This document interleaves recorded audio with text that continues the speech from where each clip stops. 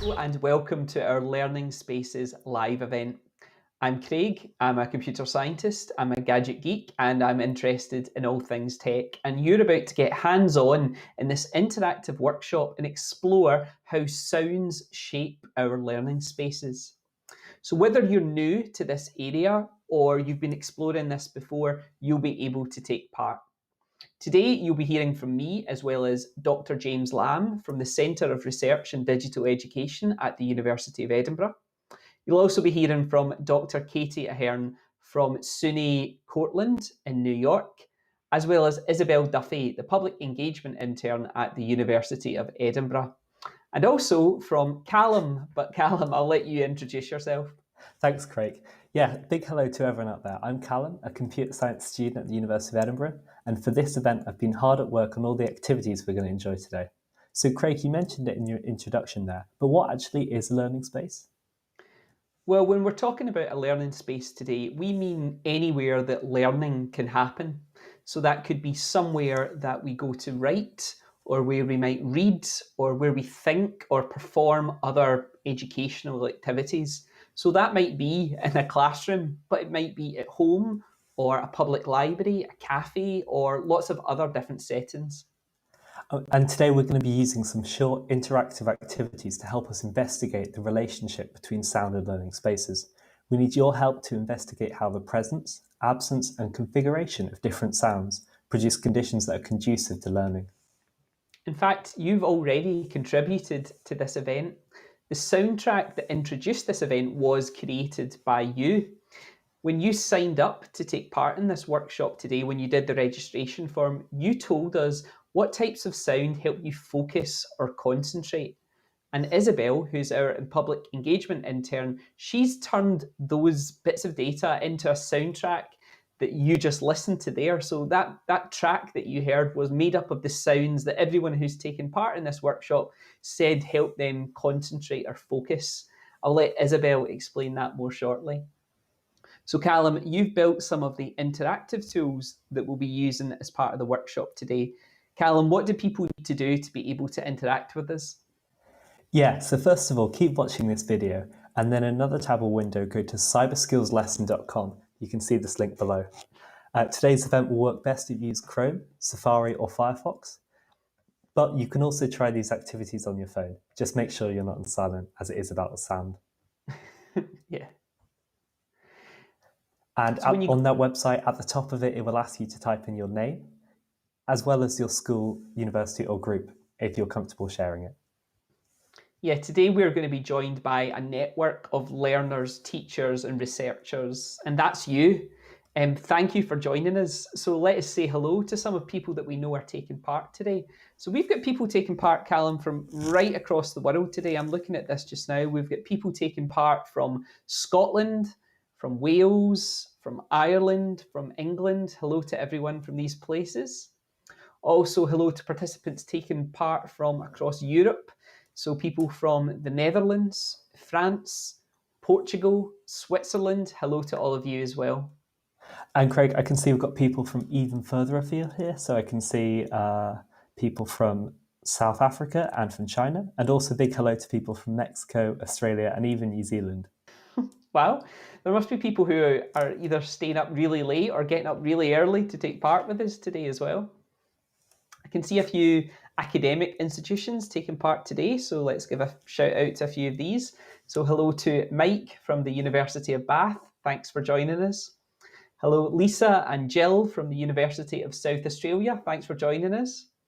Jen from Queen's University Belfast. Thanks for taking part today. Danny is joining us from the University of Toronto. So yeah, we've definitely got a worldwide reach today. Yeah, absolutely. And we've also got people joining from other types of learning spaces too. So along with the academic ones, we have Cliff, who is a visual artist attending, as well as Susie from Impello. That's a dance company. Oh, a dance company. Oh, that's cool. So yeah, we've got artists, we've got everything from artist studios to dance halls. Well, we're looking forward to investigating how sound shapes these learning spaces. You can use the chat box on YouTube to send us your thoughts and messages as you take part today. And we're really looking forward to seeing how you get on with these activities. Callum and I are now going to pass you on to James and Isabel to set the scene and introduce the first interactive activity. Over to you, James. Hello everyone, I'm James Lamb and I'm a lecturer and researcher in the Centre for Research in Digital Education here at Edinburgh University. And one of the things that I'm particularly interested in is how learning spaces are affected by digital technologies. And it does feel like a really good time to be talking about the relationship between sound and space and technology, because over the last few years, we've gradually started to see research that has asked how our educational surroundings are affected by what we hear. And therefore, it's really nice to be taking a very practical and interactive approach to this today. So whether you've joined us today as a student, a teacher or researcher, or from a library, a museum or a gallery, or perhaps you've come to today's event with an interest in music or sound, or perhaps even the design of learning spaces themselves, it's our hope that you'll go away persuaded of the value of exploring space through sound, along with a sense of the way that digital technologies can help to shape those settings where teaching and learning and other educational activity happens. Now, Craig's already explained that in today's event, we're taking quite a broad view of what a learning space can be. It might be something conventional like a lecture theatre, a library, or a lab. It could be a gallery or a museum or an exhibition space. But teaching also takes place in the forest, on the field trip, and far out at sea. And then, of course, with the imposed conditions of lockdown over the last year and a half, we've seen how the kitchen has morphed into a classroom and other domestic corners have doubled up as impromptu study spaces. And in fact, a learning space doesn't need to be a single fixed location at all. For instance, through the support of mobile technologies, we can listen to educational podcasts while taking a walk. We can check email on our daily commute. We might compose an essay on a train journey and perform other sorts of learning in these transitory moments. Therefore, a learning space, in our view, is any setting where educational activity happens. But what we're really interested in today is thinking about how a learning space can be characterized, conceptualized, or configured through sound. When it comes to researching or arranging or designing learning spaces, we might immediately think about furniture and technology, about layout, about sight lines, about accessibility, about the movement of bodies through these spaces. And of course, these are all important considerations. But what of the aural dimension of these spaces? To what extent do we think can a learning space be understood through its sounds? There will surely be occasions where the sound travelling down the school corridor will enable the teacher to anticipate what awaits before stepping into the classroom. And when we visit a library, we orient ourselves through the relative quiet before we consider the layout of open carrels or cataloguing signage. Now, in these particular examples, it was the presence and absence of conversation that helped to define the classroom and the library. But sound is so much more than speaking, and any learning space can be shaped by a variety of sonic material, as we're now going to try and demonstrate in our first activity.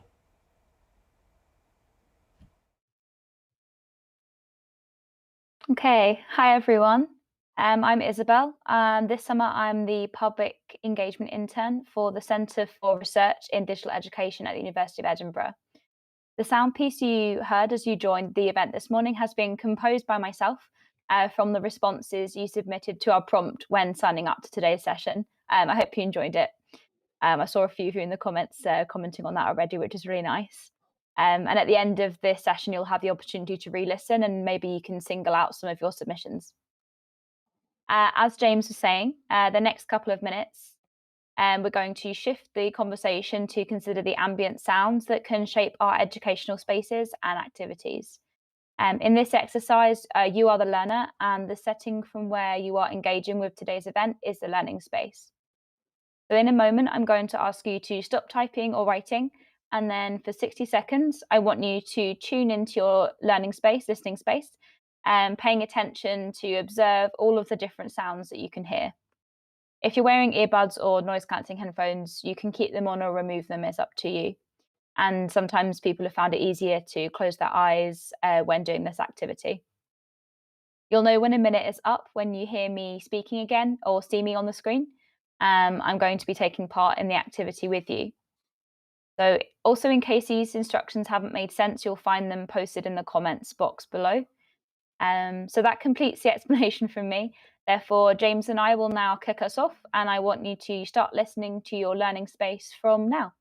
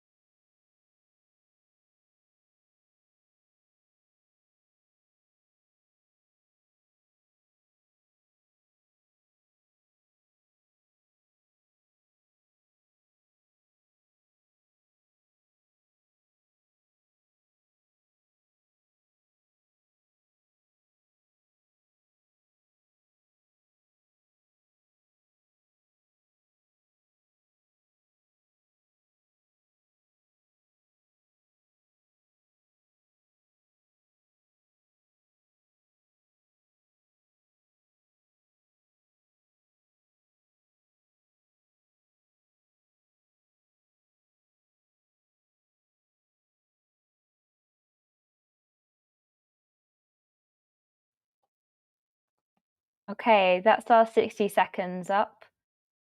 Using the comments function, I'd now like to invite you to share what you just heard.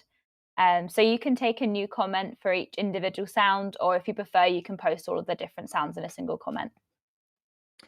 And hopefully you've enjoyed having a chance to stop and listen to your learning space. Perhaps you became aware of sounds that you weren't previously aware of. And one of the reasons I like this particular activity is that it shifts our attention away from what we can see to what we can hear. And I think it's fair to say that, at least within education and social science research, we place much more emphasis on the visual, whether through photographs or through images or through observation. But I think, and hopefully this event is going to show, and this activity will show, that we can actually learn a great deal from sound, and that sound can do things that maybe images and other forms can't actually achieve so well. So, well, let's think about the way that sound can, for instance, enable us to generate data beyond our line of vision or beyond the width of the camera. Or to put it another way, listening and recording to sounds enables us to kind of hear the unseen. And as we're going to see across today's event, there's many different ways of working with sound and with data. And earlier today, I was having a conversation with Daniel Barker, who works as a lecturer in bioinformatics here at Edinburgh University, and he's using sonification in his work. And together we're supervising a PhD student, Eddie Martin, who's doing really fascinating work that involves creating and sharing fragments of sound to help explain polymers and molecular sequences and other complex fundamentals of biological science. So it just goes to show there's lots and lots of different ways of working with sound and data, whether to explore learning spaces or learning practices. So hopefully now you've had a chance to share in the comments some of the sounds that you could hear from your own environment. So Isabel, should we have a look at some of those? Yeah, I'm just looking over these now. They're all coming through. Someone can hear some chickens outside, which is quite nice. We've got chickens in our shared garden as well. I can see the rhythmic sound of the washing machine. And it was interesting at the very start of this event, listening to or reading your comments about your learning spaces potentially being disrupted by the sound of the M25 or the window cleaner and other kinds of noise that seem to be seeping into your learning space. Some of those noises you just get used to, though, don't them? The rhythm of the washing machine or the ceiling fan, and you kind of end up tuning them out, you know? I don't know, I was thinking about whether the low hum of some sort of sounds, depends on the quality of them, but like whether that would help mask more distracting sounds, like ones that are more abrupt or something like that. I don't know. That was something that just popped into my head. And it's something we might come to talk about. And there's certainly some interesting research that that people's productivity can be improved by rhythmic sounds, whether through music or through other forms. I'm just looking at a comment here about George Square in Edinburgh and the sound of the festival venues. And I think anyone who's worked at Edinburgh University around the festival, around, I suppose, normally around this time of year, you would have the sound of performers and lots of other forms of distraction, which we probably haven't had as much for the last couple of years. Or perhaps it's a form of inspiration rather than distraction, depending on how you respond to the particular type of sound, because sound is really subjective. That's what I was thinking. You know, it could be different people categorize it as interference, or some people might find it ambiance, like it adds, like letting the sounds come in rather than closing all the windows and shutting them out, the bird song, etc. Because some of that might be quite nice. Interesting to consider. Okay. And Alex Spears has talked about being able to hear breathing, and I think that's something that's really interesting about this activity when it was designed, and I'll come on and talk about this more in a moment. But the idea that just by stopping our activity, you become more aware of your surroundings, but also aware of yourself within that particular learning space or setting that you're in. Yeah, I can see as well, we've got Cliff mentioning that they didn't notice the drone of the computer until they're asked to tune in, you know, as a constant sound that our brain automatically filters out. And poor Kerry could only hear the sound, the final spin of the washing machine dominating the soundscape. We have a fan heater. Oh, there's an aeroplane, distant seagulls, and light hammering from Cara there. That's interesting, Jodie's comment that Daniel's picked up on just here about the bathroom being more conducive to focus, thought and study than the living room. I wonder why that would be, or if you had any sort of hot take on that, James. Well, it's really interesting. And I mean, something we're going to talk about more on this event is that increasingly with digital technologies and the flow of data and the mobility of digital devices, we're much more able to select where we want to choose and study to go and do learning or writing or composition or thinking. So we have now more of a choice to go into a different space, whether that's a cafe, or it could be a library, or it could be going for a walk. We're much more able now to negotiate our own learning spaces through the potentialities of digital technology and the flow of data and the wealth of educational content that's available online. I think that's opened up a lot of conversations there. It's really great. How do we feel? Do we feel that it's about time that we move on to the next interactive activity? That sounds good. Okay.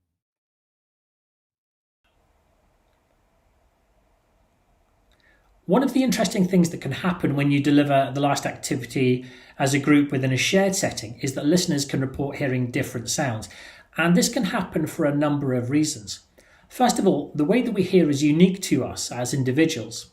Second, we also hear selectively based upon our personal interests and histories, or as Stern and Akiyama put it, we can pass a range of sounds simultaneously. Another way of referring to this is to use the term coined by Colin Cherry in 1953 when he described the cocktail party effect, where in a crowded room our attention might be drawn to a separate conversation by the mention of our name or a subject that we find interesting. And these ideas that we hear uniquely, that we listen selectively, and that a group of individuals will differently experience the sonic conditions of a shared space are really interesting from a learning spaces perspective, because what they do is to discourage us from assuming that our students or our colleagues or visitors to our space might encounter sound as a single group or as we might have intended. Now, to take this a step further, if you completed the last activity wearing earbuds or noise-cancelling headphones, you're less likely to have reported the sounds of nearby conversation or passing traffic compared with other members of our group. However, you're probably more likely to have tuned into the sound of your own body. Perhaps you became more aware of your breathing or the beating of your heart. And this is because sound is energy that travels through matter as well as through air, which explains why construction workers who wear industrial ear defenders will still hear sound as energy vibrates through their body. To go even further than that, researchers like Heidi McKee have described visiting the anechoic chambers within acoustic departments at different universities where the absence of competing sounds has made them aware of the deafening sounds of their own bodies to the extent of being able to detect the movement of blood. Now, this might seem an overly scientific or technical point, but in fact it's really significant because it makes us question the idea of silence. In some libraries or reading rooms, we'll encounter signs directing us to designated silent spaces, or perhaps politely inviting us to be silent as we go about our reading, writing, or reflection. However, rather than there being an absence of sound in these spaces, we might simply be able to detect other sounds more acutely. For instance, the turning of pages, the tapping of computer keys, and the sighing, the shuffling, the sniffling of other human bodies present in these spaces. But the point here is that when we think about creating learning spaces, we're never really going to achieve silence. In fact, it's much easier to empty a room of furniture than it is of sound. The previous activity adapted an ear cleaning approach that was used by R. Murray Schafer, who's really closely associated with work in sound. And he proposed this as a way of helping to clear the sludge out of our ears in order that we can try and restore our talent for clairaudience. That's our ability to truly listen and take account of our oral surroundings. But Murray Schafer is actually more commonly associated with the concept of the soundscape, which he developed with colleagues from the World Soundscape project at Simon Fraser University.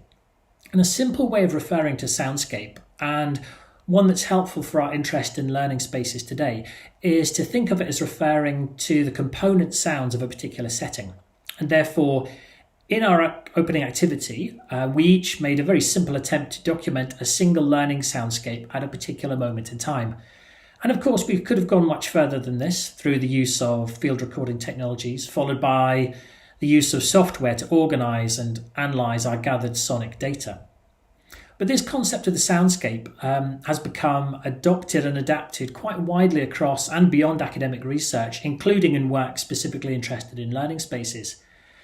However, as digital technologies increasingly become a part of our educational and everyday landscapes, there's a case for thinking a little bit differently about soundscape.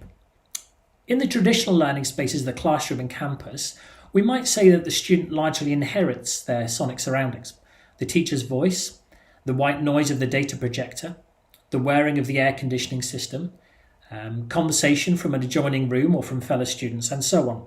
However, with the proliferation of digital devices, the flow of data, and the massive amount of educational material that can be accessed online, a considerable amount of teaching and learning now takes place in settings beyond the school, the college, or other institution where students might have inherited the sounds within their learning soundscape. In my own research, I've encountered students who would walk past the library and instead compose an essay in the jazz cellar bar, made possible by the availability of reading online, the presence of free Wi-Fi, and the portability of the laptop.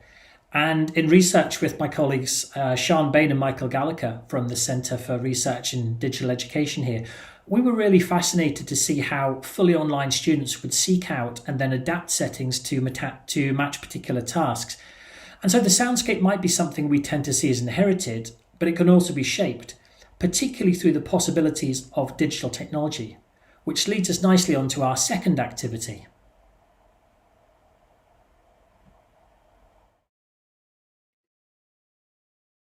Okay, so let's get us started. For the second activity, Callum has created a tool for us that will allow you to customize and configure a learning soundscape. You'll then be able to capture and share that with us. We're really looking forward to seeing what you create today. First, I should make sure that you're on the right page. So you want to go to cyberskillslesson.com, which is the little banner below, and choose Start Learning Spaces Live Event. So I'm just going to show you on my phone because I'm joining on my phone. So you'll be if you follow that link, you'll be opening up a little window that looks like this, the activity. And then there'll be a box for you to put in a name of your choice. And so where you're working right now. So that could be, home, everything that everyone was submitting at the start of this the session. So when you're happy with that, you click submit. I can see some of you are already starting to go on to it. So if you're not already there, go to cyberskillslesson.com and choose Start the Learning Spaces Live Event. So you're going to follow the instructions on the screen, just like Isabel was saying there, and make sure you're looking at the part that says Activity 2. You want to click on the link that says Start the Soundscape Activity. It would be great if you can take part, but don't worry if it's not working on your phone or your computer. You can still just observe for now. So you've got it on your phone. It works well on the phone as well. Yeah, the ratio is good. So this is the tool. So once you've opened that up, this is a little tool that's been created. So you've got sliders that you can change to whatever your taste is. So bird song, things like kids talking, office workers, pencil scratching. So you can change these toggles, decide on what would be conducive for your learning space. And then when you're happy with that sound, you can click the share sound with us. Yes, so imagine you were trying to create a mix of sounds that you think would be really good for writing, okay? So something like writing emails or writing a report or whatever it would be most suitable for your learning space. Create that mix now using the little app there that Callum has made. Yeah, and once you've got a mix of sounds that you can imagine helping you focus while writing, you can share that with us. But rather than playing back your sounds, we're going to create a data visualization of the results, which we're then going to try and interpret. So we're going to give you a few moments to work on that. And Craig, so what type of sounds would shape your learning space, do you think? Yeah, so I was playing about with the different levels in this, and I found that the sounds that suited me best were the sort of natural sounds, I would have said. So things like people talking or the rhythm of things around me, not so much the sort of, I don't know if they'd be classified as artificial sounds, but even keyboard clicking or like things pinging and making noise in the background, I didn't tend to favour them. So I was favouring higher on things like people talking and that sort of noise as well. So if you adjust on the app itself, if you adjust those levels, and then at the bottom, you have the option to share your sounds with us, that will send us a representation of the mix of sounds that you've created, and we'll be able to look at them as well. So I think we're starting to gather a few of them in just now. Data Daniel is putting them together for us. Let me know when we're ready to look at them, and I'll bring some up for us to look at.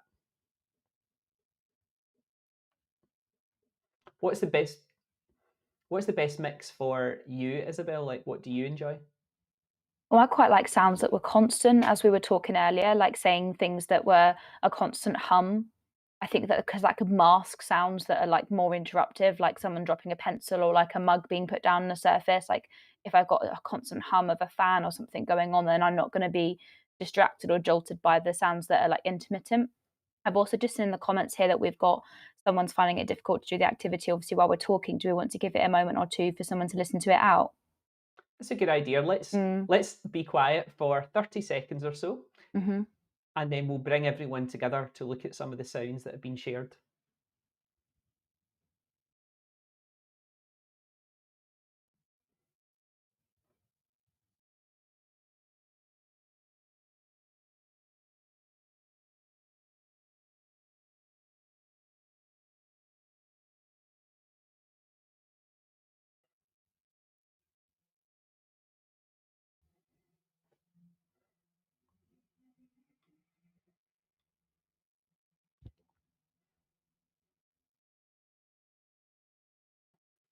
Let's have a look at some of these sound mixes you've done. So let me bring in James and Callum into the situation with us as well. Hello, everyone. Hi. So what we're doing here is, this is not the Callum, you've been working on this. This is not the actual sound itself, but this is a representation of this sound. So this is a visualization. Aidan from Ulster University, you've created this and sent it to us. And Callum, do you want to talk to us a bit about what we can see here? Yeah, so one crucial thing just to start off with that we have here is that we have a lot more blue on the screen than we have green. And that shows that Aidan from Ulster might prefer kind of quieter sounds, or the amount of his sound, he wants less of it. And that's, first off the bat, quite an interesting thing. Excellent. What else can you tell from this visualization? We can also see that, so on the left-hand side here, we have birdsong and the kids talking represented as really loud. So there's kind of strong preference to these kind of more constant sounds. And on the right-hand side, we have smaller computer fan and office workers. So the size of them on the portrait is correlating to the volume of those sounds on the slider then? Yeah, exactly. And what about the one in the bottom right has sort of, it's more of a square than a circle. Is that significant? Yeah, absolutely. So the number of sides represents the amount of that type of sound. So for instance, the bottom right is talking about radio. And so we have a medium preference towards radio, whereas on some of the other shapes, sounds like phone conversation or pencil scratching are kind of also a lot less preferred. I think overall, this kind of trend we're seeing here with Aidan is that there's kind of a desire to not have as much sound. It's just across the board. Can we bring up another visualization?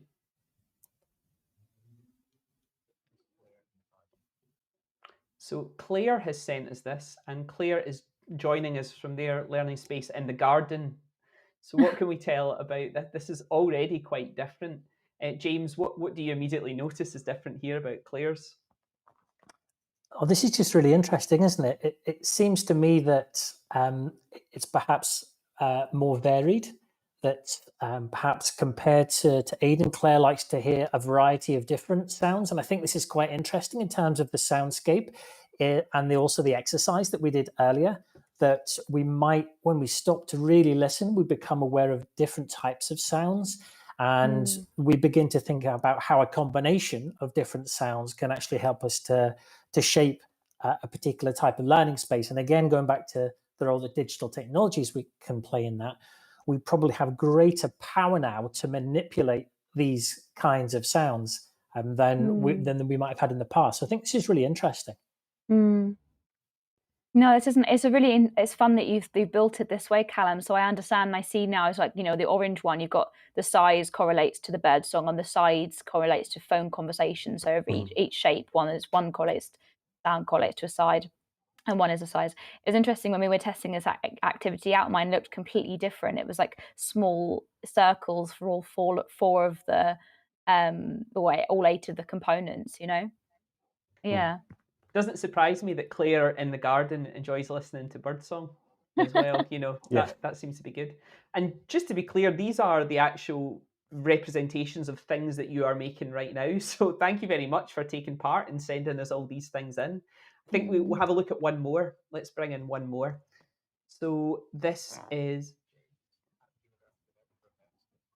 brilliant. This is James from the University of Edinburgh Vet School. Wow. So the first thing I'm seeing here, it is completely blue. What does that mean, Callum? Well, that means there's, I think, actually no sound being emitted.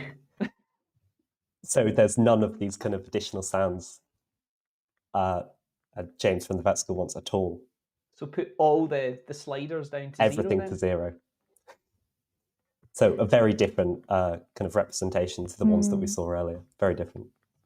I imagine this might be, what's your thoughts, James, in terms of like sometimes people would describe like if they wanted to do focus or writing or concentration, I think most people would naturally say, I want silence. I want it to be as quiet as possible. Is that the sort of best way to do these types of activities? Does it vary by person, or is it not necessarily what we could be getting the most out of the sound? Well, I'm not sure that most people would necessarily say that they do like to write to, a kind of absence of noise, assuming that's ever possible. And I suppose what we have to bear in mind is that there's also different types of writing. So if someone is doing creative writing, it might be different from essay writing. And so there might be different types of sonic conditions that we find supportive of this. But I think what we see across these three examples, to me, what I find is really interesting is that we need to be really wary of making generalizations about the type of sonic conditions and type of sounds that can be conducive to particular types of learning, because we've just seen across three learners from different contexts, we can see that really varies. So I think it's really interesting to see the contrast that this is surfaced through this, through the representations of sonic data there. Brilliant. So is there anything you want to sum things up before we move on to our next section then? Yeah, I guess that I found this exercise really interesting. I mean, we've created this activity specifically for today's event, so we're seeing it run for the first time, like everyone else here. And I think what's interesting from my point of view, Craig, as a teacher and as a researcher, is how this type of exercise might be used to generate data for a group of learners associated with a particular subject or a particular course or a particular line of work, and how that might produce different results from what we've seen today. So I'm thinking about whether for the autumn semester that's coming up, for the group of dissertation students for the course that I'll be organizing, as they were to enroll, it would be interesting to get all of the students to do this type of activity. And then I might look across their combined results to see just a sense where there's different kinds of sounds that might help them feel welcome, or to feel relaxed, or to help them write, or to read, or to concentrate.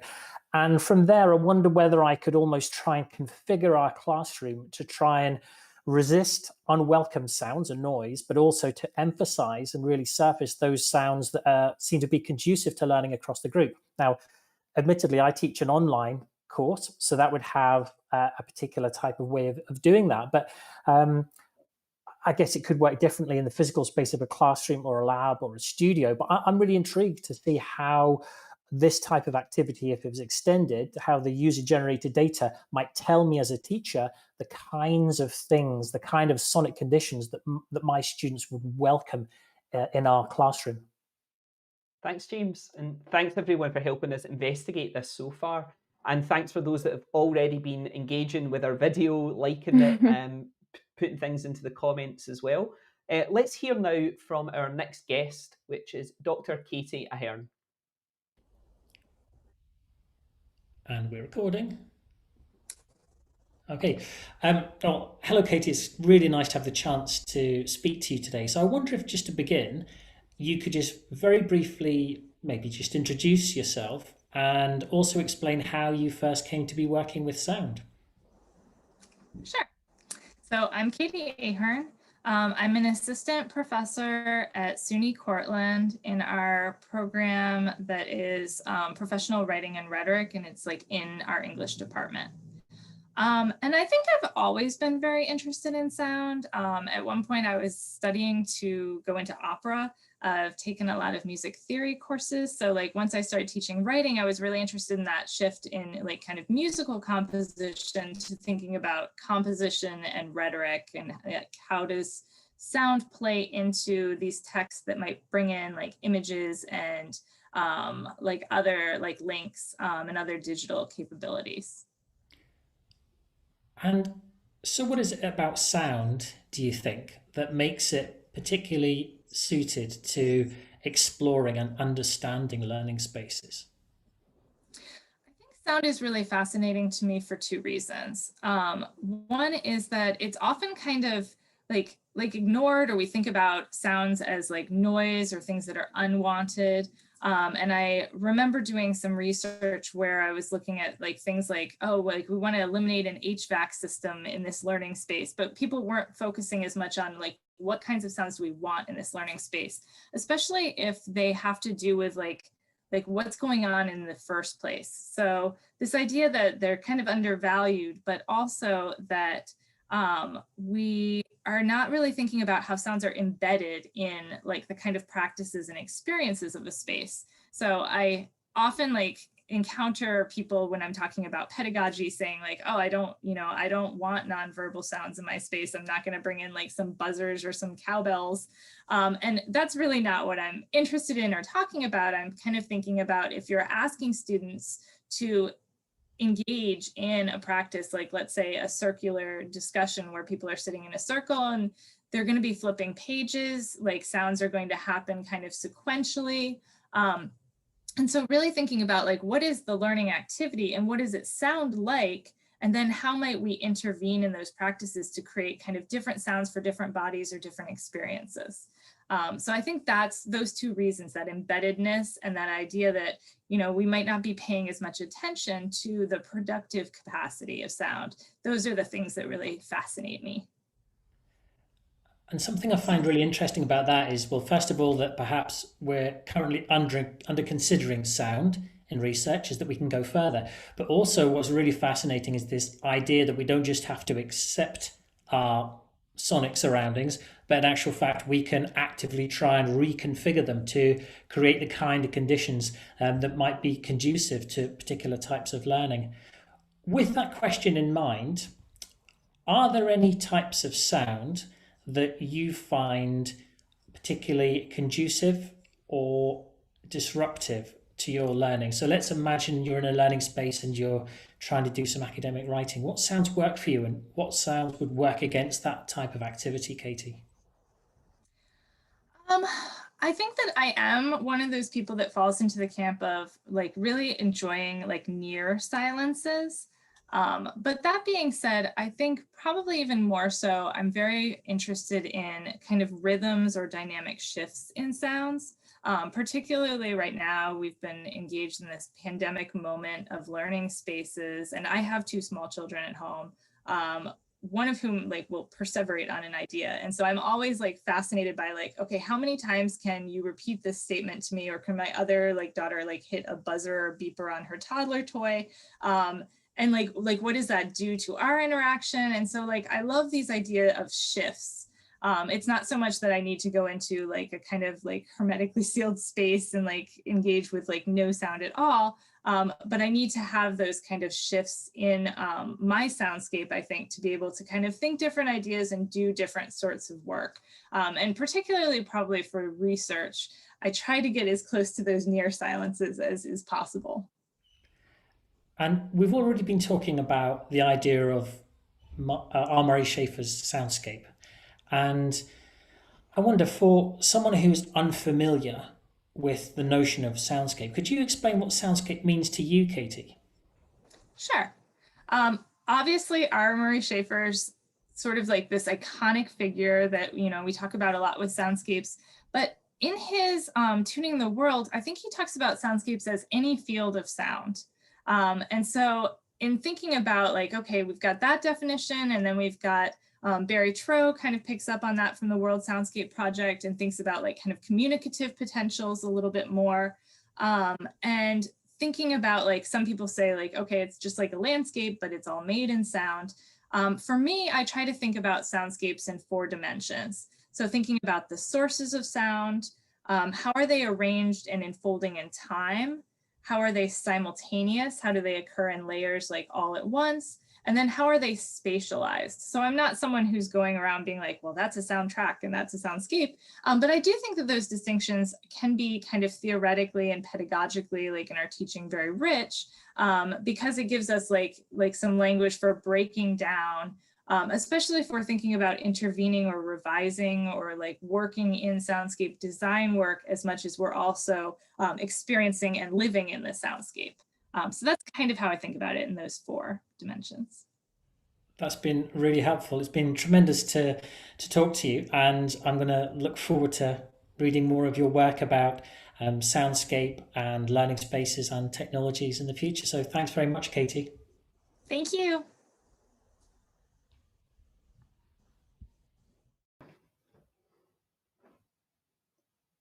Let's move on to our next activity. Here's James to explain more. In today's event, we've already touched briefly on the possibility that we might draw on music to configure spaces for learning. And we're going to explore this now in a bit more detail, but still thinking about the role that digital technologies might have in helping us to negotiate spaces for learning. To help me do this, I'm going to touch on some of my own research that explored how digital technologies affected the learning spaces associated with undergraduate courses in architecture and history.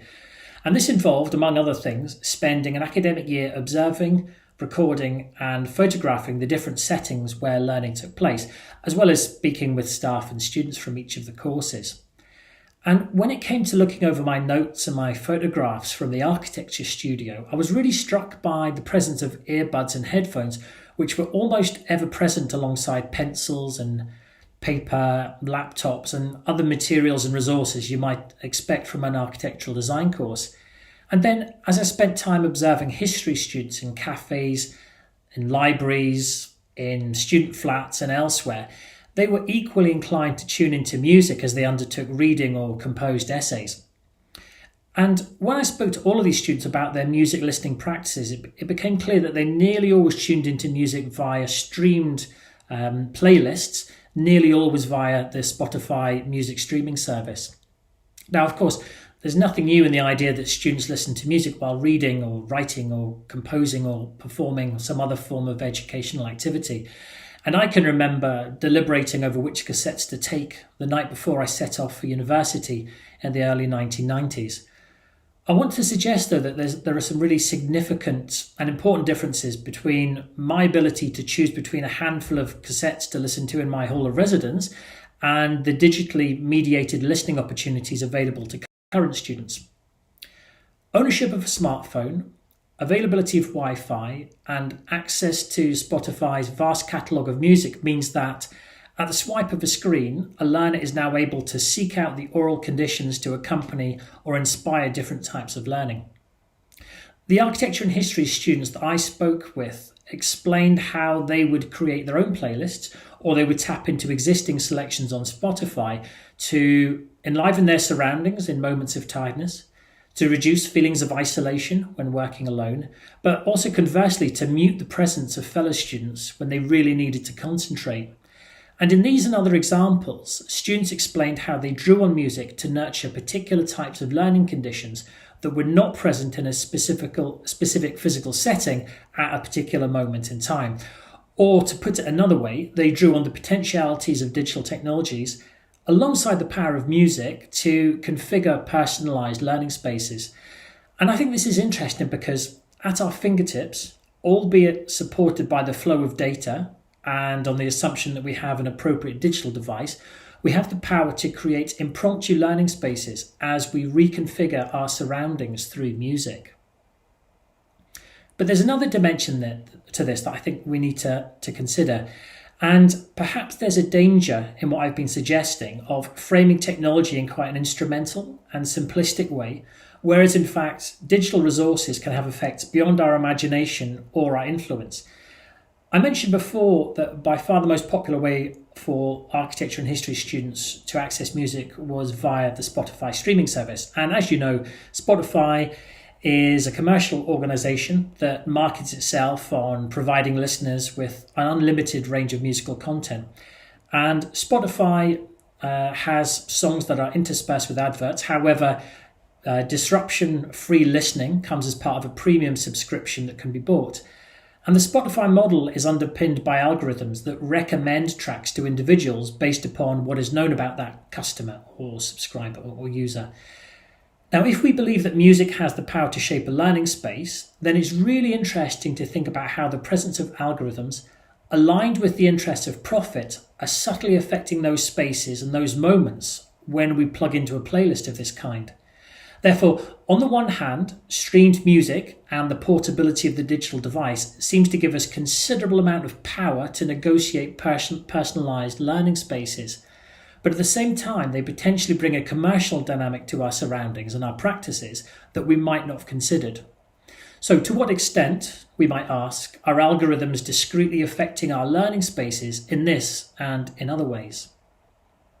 There's been some really interesting research and some of the areas that I've talked about here. So I just briefly want to mention Sun's thesis on Spotify and digital disruption in the music industry, Nick Pryor's study of undergraduates' use of MP3 players, and work by Boswell and Cash that looked at mobile phone playlists and the listening practices of Syrian women living as refugees in northern Jordan. And we'll share the links to all of these at the end of our event. But when we're thinking about music and technology and learning spaces, we need to remain alert to the way that we uniquely and subjectively experience sound, as I mentioned earlier. Or, to put it another way, as well as taking a nuanced approach to the way that playlists affect our learning spaces, we need to avoid generalizing about when and what types of music can positively shape our learning spaces and practices. In fact, thinking again about the research that I did with Michael Gallagher and Sian Bain, my colleagues here from the Centre for Research in Digital Education, when we looked at the sonic spaces of online students, we found that while some learners would actively seek out music to nurture the conditions that would be conducive to a particular learning activity, others would go quite considerable lengths to prevent music seeping into their surroundings when they wanted to sit down to write or to read or to think. And even if we know that all members of a class or a group of learners welcome the presence of music in a particular learning space or situation, how do we know what artist or genre might be a positive source of accompaniment or inspiration? Perhaps one of the ways of doing this is through a short data and listening exercise that we're going to try out now.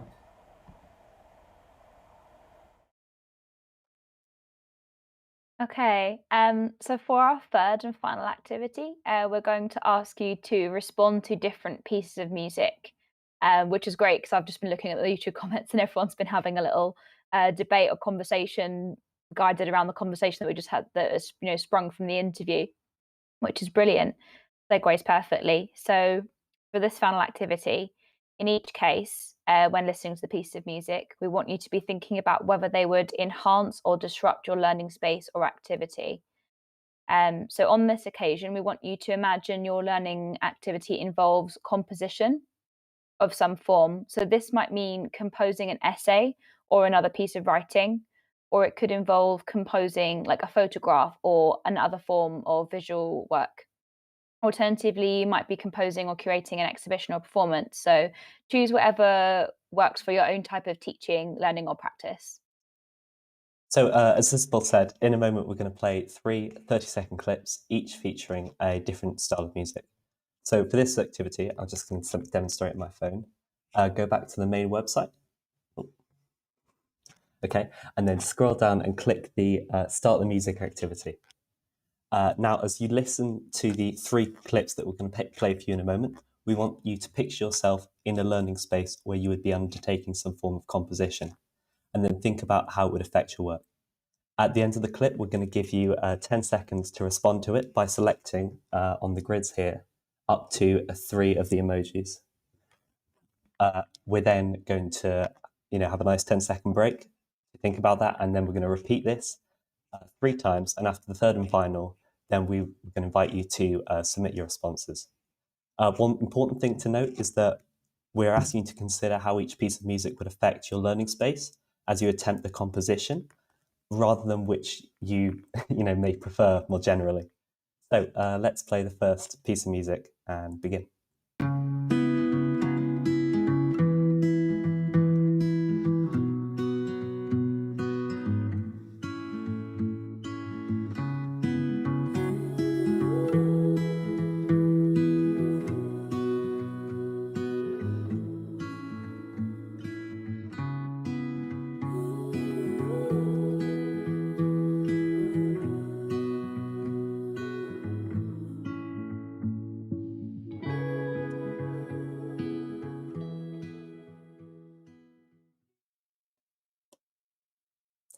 So that was acoustic folk. Let's move on to the next one.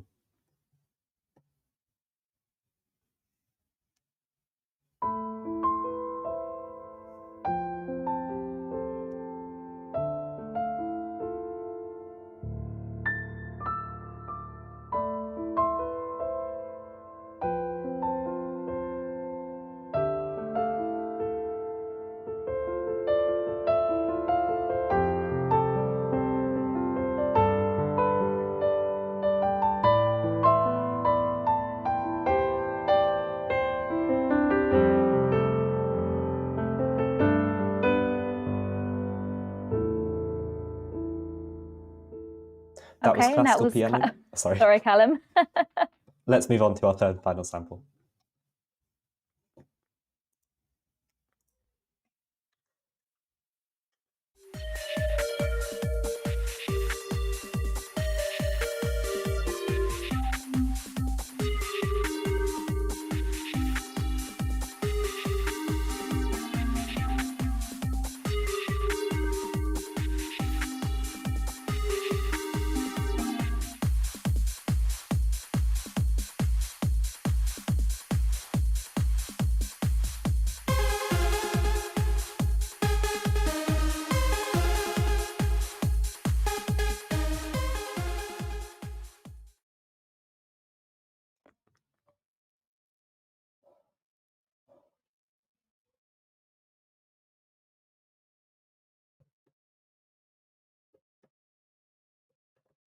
Okay, and that final sample there was Techno House, and now we're going to invite James back in on the screen so that we can, and Craig as well, so that we can analyse some of the responses as they come in.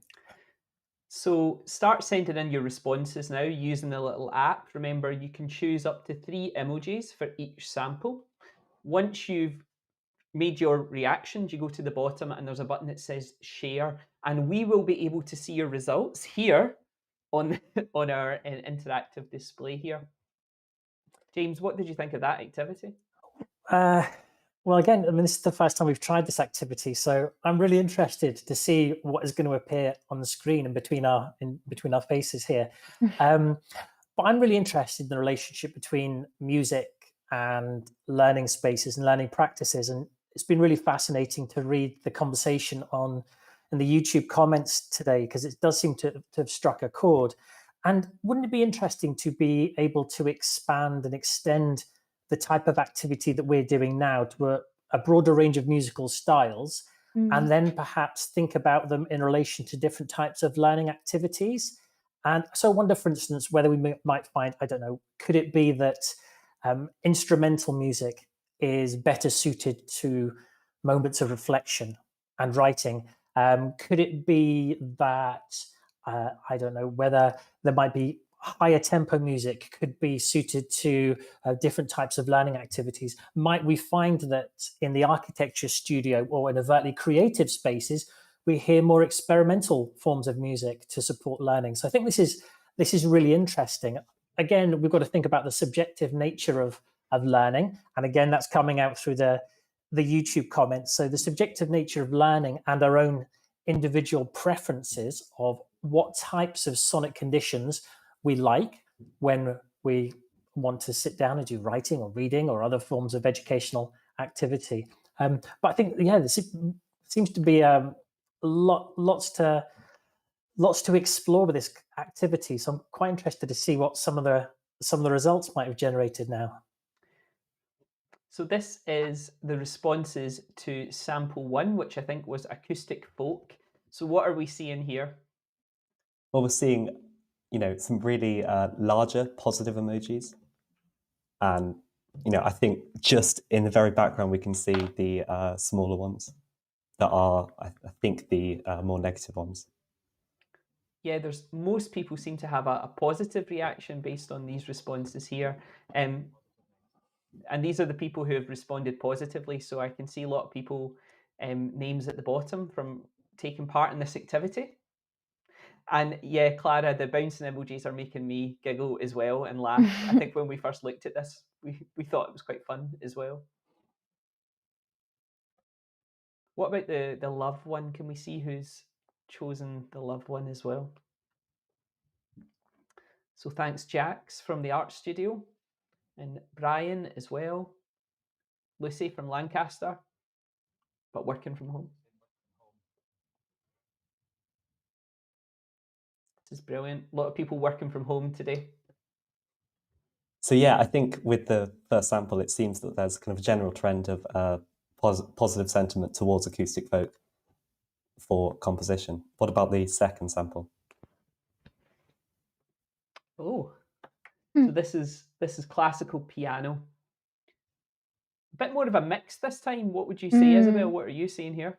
Yeah, and also the shapes, the size of the responses. So is it that the sample size, like the size of the emoji on the screen, it gets larger the more people were selecting that specific emoji? Okay, that's really fun.